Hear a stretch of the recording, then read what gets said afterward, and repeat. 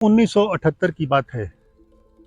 तब मैं 12वीं पास करने के बाद आयुर्वेदिक मेडिकल कॉलेज पटियाला में उपवैद्य का कोर्स कर रहा था।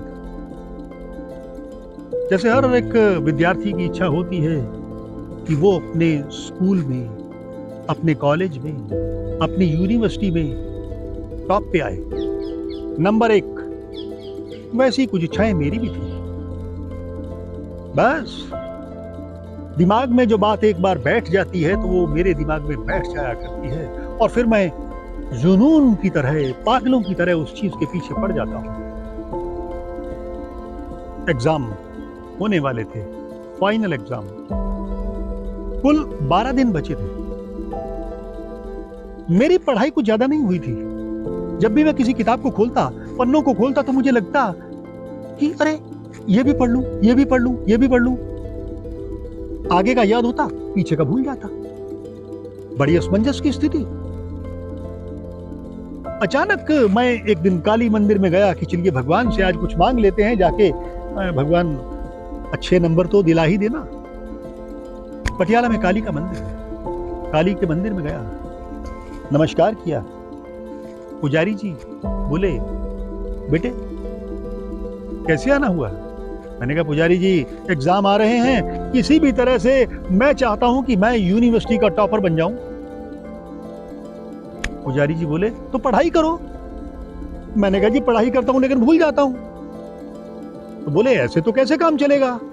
मैंने कहा, पुजारी जी एक बात बताइए, तंत्र विद्या पे आप विश्वास करते हैं? क्योंकि मैंने 2-4 तांत्रिक कहानियां पढ़ ली थी। बोले, हाँ करता हूं। तो मैंने बोला, पुजारी जी कुछ ऐसा तंत्र बताइए जिससे मैं जब एग्जाम में लिख रहा हूं तो मैं नकल मार लूं। किताब एग्जामिनर को, सुपरवाइजर को नजर ही ना आए, सिर्फ मुझे नजर आए और मैं फटाफट टीपता चला जाऊं, नकल टीप के फर्स्ट क्लास फर्स्ट यानी कि टॉपर हो जाऊं। पुजारी जी ने एक बड़ी विद्रूप सी हंसी हंसकर मुझे कहा, यहां कहां तुम्हें तांत्रिक मिलेगा, यहां कहां से तंत्र मिलेगा? जाना है तो तुम लखनऊ चले जाओ और लखनऊ में जाके भूतनाथ बाबा के मंदिर में चले जाना। भूतनाथ इस समय बहुत बड़े तांत्रिक हैं। यानी उन्होंने मुझे टालने की वजह से ये बात कही कि मेरी बात में समझ नहीं आई। लेकिन बाल बुद्धि, बस जो बैठ गया सो बैठ गया। उठाया 2-3 किताबें, थैला, चल दिया स्टेशन की तरफ और बैठ गया जाके लखनऊ जाने वाली की ट्रेन में। रास्ते में शाहजहानपुर स्टेशन आया, टीटी ने पकड़ लिया। बोला, टिकट? मैंने कहा, टिकट तो नहीं है। क्यों नहीं है? जुर्माना भरो। तो जुर्माना भी नहीं है, पैसे भी नहीं है। बोले, जेल जाना पड़ेगा, जेल भेज दूंगा। मैंने कहा, भेज दीजिए। पता नहीं उस टीटी के दिमाग में क्या बात आई। बोले, क्या नाम है तुम्हारा? मैंने कहा, कमल किशोर। क्या करते हो? मैंने कहा, पढ़ता हूं। पढ़ते हो? क्या पढ़ाई कर रहे हो? मैंने बोला, मैं आयुर्वेद का स्टूडेंट हूं, विद्यार्थी हूं गवर्नमेंट आयुर्वेदिक मेडिकल कॉलेज में और लखनऊ जाना चाहता हूं। बोले, ठीक है, अगर तुम्हें जेल भेज दूं तो तुम्हारी पढ़ाई सारी मिट्टी हो जाएगी। मैंने कहा, जी जेल से छूटने के बाद फिर भी लखनऊ जाऊंगा, एक बार सुनो, तंत्र विद्या सीखनी है मुझे। बोले, तंत्र विद्या क्यों? मैंने बोला, इसलिए कि मैं चाहता हूं कि मेरी किताब किसी को नजर नहीं आए जिससे मैं नकल करूं, बस। और मैं फर्स्ट आना चाहता हूं। किताब नहीं देके उसने मुझे छोड़ दिया और मैं उस ट्रेन से सीधा लखनऊ पहुंच गया। स्टेशन पे उतरा, पूछते पूछते गोमती पार बाबा भूतनाथ के आश्रम में पहुंच गया। अब बाबा भूतनाथ के आश्रम में अंदर जैसे ही पहुंचा तो वहां इंदिरा गांधी के साथ, प्रधानमंत्री के साथ उनकी फोटो, और भी कई लोगों के साथ, बड़े बड़े लोगों के साथ जिनको मैं पहचानता भी नहीं, उनके साथ उसके फोटो पूरे हॉल में लगे हुए। भूतनाथ बाबा की आरती लिखी हुई पूरी की पूरी। मैंने वहां जाकर पूछा कि मैं बाबा भूतनाथ से मिलना चाहता हूं। उन्होंने मुझे एक छोटे से कमरे की तरफ भेज दिया जहां एक व्यक्ति बैठा लिख रहा था। मैंने पूछा उससे जाकर कि मुझे बाबा भूतनाथ जी से मिलना है।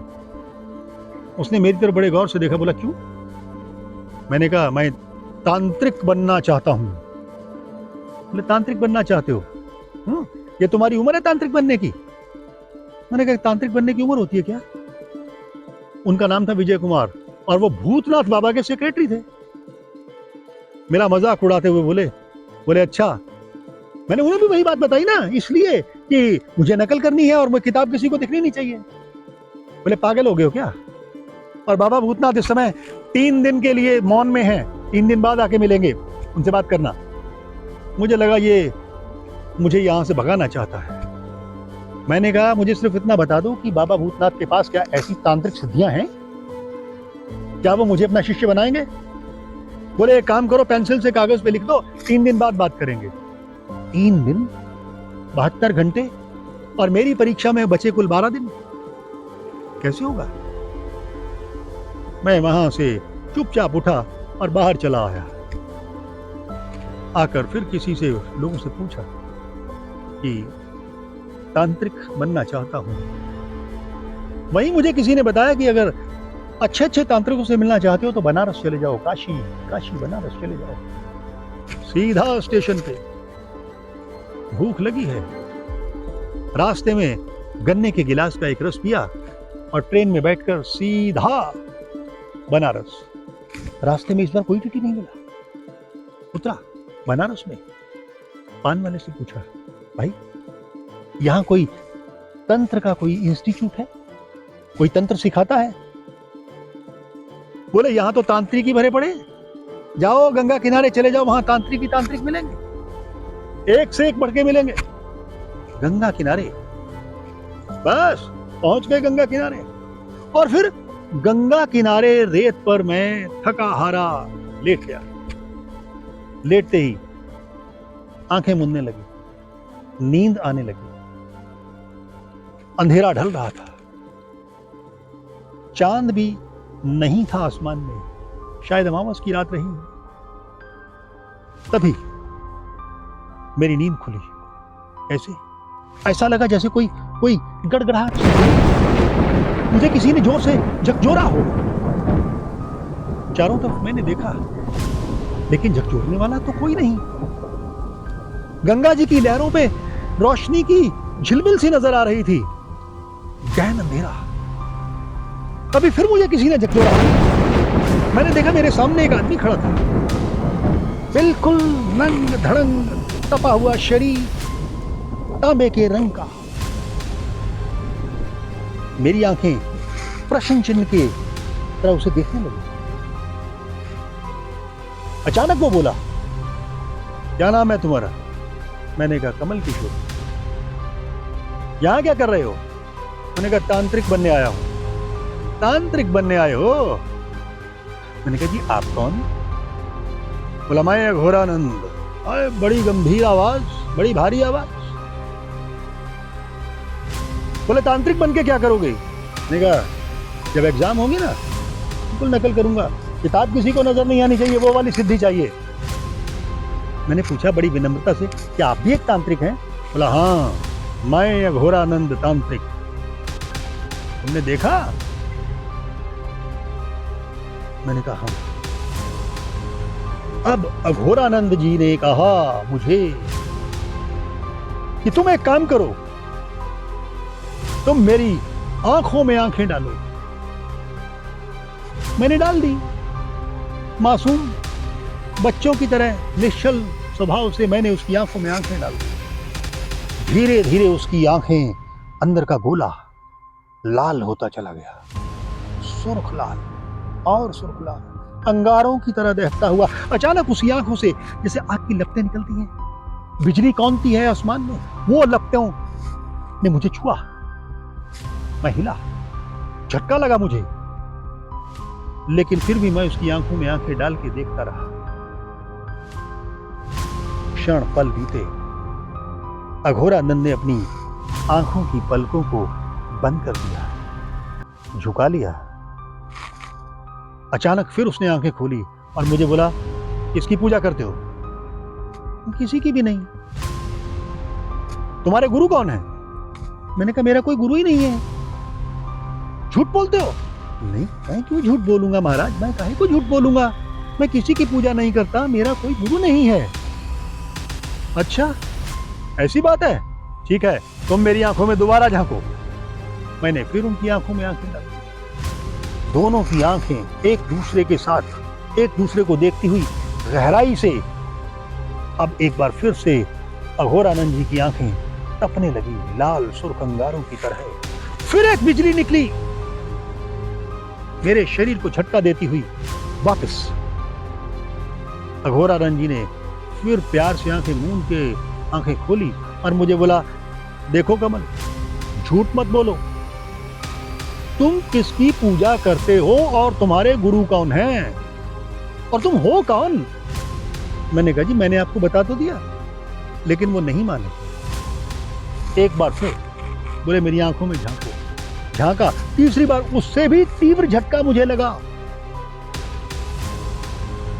अघोरानंद जी ने आंखें खोल के मेरी सिर्फ एक ही बात बोली। बोले, मैं नहीं जानता कि तुम्हारी कौन सी शक्ति रक्षा करती है, लेकिन जब भी मेरी शक्ति जाकर तुमसे टकराती है, तुम्हारे ये प्रभा मंडल आभा मंडल से टकराती है, तो लौट के वापस आ जाती है।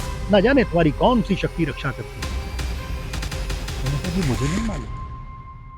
मेरी निश्चल आंखें देखकर उन्हें विश्वास हो गया। अघोरानंद जी बोले, जानते हो मेरी उम्र कितनी है? मैंने कहा, जी होगी यही 45-50 साल, क्योंकि वैसा ही लग रहा था। अपने अनुभव के आधार पे मैंने कह दिया। हंसे, बोले, मेरी आयु लगभग 3000 वर्ष है। अब मेरी चौंकने की बारी थी। 3000 साल और दिखने में 50 साल। बोले, हाँ, ये मजाक की बात नहीं है, उपहास की बात नहीं है। मैं एक अघोरी हूं, तांत्रिक हूं, शमशान की साधना करता हूं। तुम्हारे जैसे कई आ जाते हैं यहां पर तांत्रिक बनने के लिए, या भोले भाले लोग। मैं उनको बोलता हूं, मेरी आंखों में देखो। जब वो मेरी आंखों में देखते हैं तो मैं अपनी आंखों से सम्मोहित करके उन्हें उसकी सारी की सारी शक्ति, उसका बल, उसकी आयु सब अपने अंदर खींच लेता हूं और उसके निर्जीव शरीर को यहां इस गंगा में बहा देता हूं। मुझे आयु मिल जाती है, मुझे बल, कांति सब कुछ मिल जाता है, शक्ति मिल जाती है, और वो आदमी निर्जीव होकर यहां से गंगा जी में। लेकिन तुम्हारे साथ मैं ऐसा नहीं कर पा रहा हूं। चाह रहा हूं लेकिन नहीं कर पा रहा हूं, क्योंकि कोई शक्ति तुम्हारी रक्षा करती है। मैंने कहा, महाराज तो आप मुझे तंत्र तो सिखाएंगे ना, क्योंकि बात तो मेरे दिमाग में तंत्र की थी। बोले, ना, मैं तुम्हें तंत्र नहीं सिखा सकता।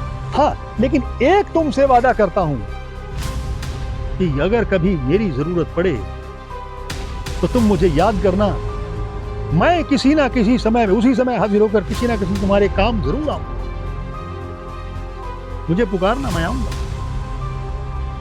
इतना कहकर अघोरानंद जी चल दिए और देखते ही देखते गंगा जी के पानी में चलते चलते चलते चलते एकदम से अलोप हो गए। मेरी तंद्रा टूटी, भूख एकदम से जोर से लगी। उठा, मैं भी चल दिया।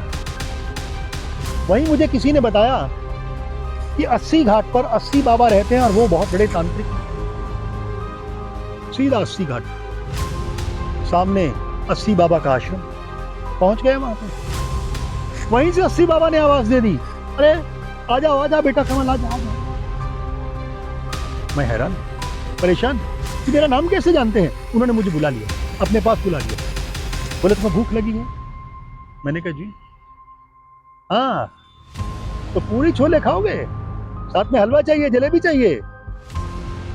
और वही बात, यही बात तो मैं सोच रहा था कि अगर ये मुझे मिल जाए तो कैसा हो। बोले, मैंने अपने शिष्य से पहले ही मंगवा लिया है, थाली मेरे आगे कर दी। बोले, आराम से शांतिपूर्वक बैठ के खाओ। मैंने खाया, भरपेट खाया। उनके चरण छुए, उन्होंने सर पे हाथ रखा। बोले, अभी अभी अघोरानंद से मिलके आ रहे हैं। मैंने कहा, जी। बोले, अघोरानंद कामयाब नहीं होगा। मैंने कहा, जी तो आप मुझे अपनी शरण में ले लें, आप मुझे तंत्र सिखा दें। बोले, ना, अभी तुम्हारा तांत्रिक बनने का वक्त नहीं आया, वापिस लौट जाओ। मैंने कहा, जी वापिस लौट जाऊं? एग्जाम में, परीक्षा में कुछ ही दिन बचे हैं, मैं फेल हो जाऊंगा। बोले, नहीं बेटे, तुम फेल नहीं होगे, तुम वापिस लौट जाओ। तुम्हारी शक्ति मैं बताता हूं। भगवान शिव और माता पार्वती अर्धनारीश्वर रक्षा करते हैं, वही तुम्हारे गुरु हैं, वही तुम्हारे भगवान हैं। तुम उन्हीं की पूजा करो।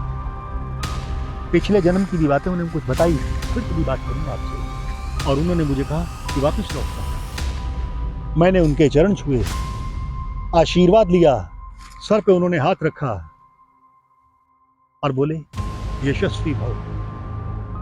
बस मैं सीधा ट्रेन पकड़कर पटियाला वापस पहुंचा। हॉस्टल में 4-5 दिन कैसे बीते कुछ पता नहीं। पढ़ाई पढ़ाई और पढ़ाई, पढ़ाई पढ़ाई और पढ़ाई, और मैं पढ़ता रहा। न खाने का होश, न पीने का होश। दोस्तों ने उठाया कि चलो आज परीक्षाएं हैं। परीक्षा देने गया, अच्छे से एग्जाम हुआ, परिणाम भी आया। असली बाबा की बात सत्य हुई और मैं पूरे बोर्ड में टॉपर था।